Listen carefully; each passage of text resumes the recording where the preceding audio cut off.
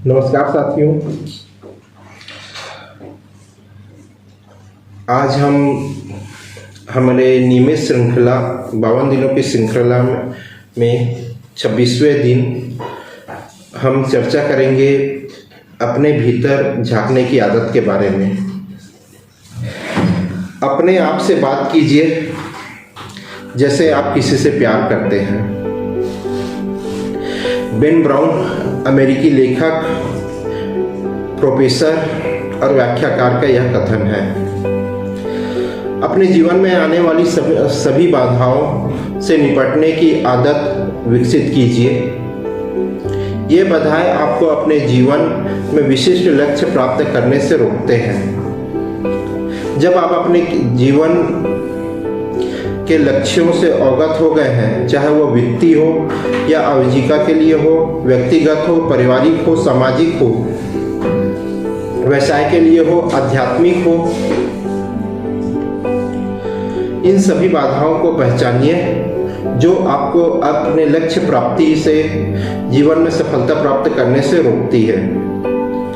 आइए हम छोटा सा उदाहरण लेते हैं। मान लेते हैं कि आपको अपने संचार कौशल अर्थात कम्युनिकेशन स्किल में सुधार की आवश्यकता है। अब ऐसा भी हो सकता है कि आप अपने संचार कौशल कम्युनिकेशन स्किल में सुधार के लिए उचित संसाधन नहीं जुटा पा रहे हैं। अब जब आपने यह व्यवस्था या बाधा को पहचान लिया है, तो क्यों ना आप इसे अपनी रचनात्मकता का उपयोग करके क्यों ना अपनी संचार कौशल को बेहतर बनाने के लिए आप नए विचारों के साथ आगे बढ़ें। अपने आप से पूछिए, वास्तव में बाधा क्या है? आप ऐसी कौन सी बाधा का सामना कर रहे हैं जो आपको आपका लक्ष्य प्राप्त करने से रोक रही है? अपने भीतर झांकिए, स्वयं को परखिए। इससे आपको उत्तर खोजने में मदद मिलेगी और आपको कोई नया विचार सूझेगा। मैं अपने कमजोर संचार कौशल के वजह से जूझ रहा था और अपने कौशल में सुधार और वृद्धि करना चाहता था।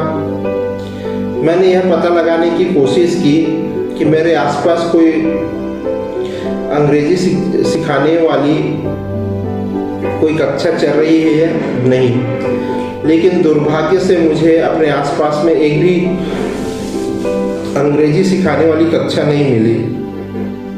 फिर मैंने गूगल में सर्च किया, टोस्ट मास्टर क्लब के बारे में सुना। मैंने इसे गूगल में सर्च किया, फिर एक वेबसाइट पर इसे पाया, इसके बारे में पूछताछ की और संतोषजनक जानकारी प्राप्त होने के बाद मैं उनके अतिथि सत्रों में शामिल हुआ। यह सब रोचक और सहायक था। चूंकि मैं अपने संचार कौशल में सुधार के लिए वचनबद्ध था, इसलिए मैं टोस्ट मास्टर क्लब से जुड़ गया। सारांश यही है कि यदि आप अपने कौशल को बढ़ाने के लिए, उन्नत करने के लिए वचनबद्ध हैं, तो आप स्वयं एक उचित मार्ग खोज निकालेंगे। कल फिर एक नए चर्चाओं के साथ में, फिर एक नए विचार के साथ में मिलते हैं। तब तक के लिए जय हिंद, जय भारत।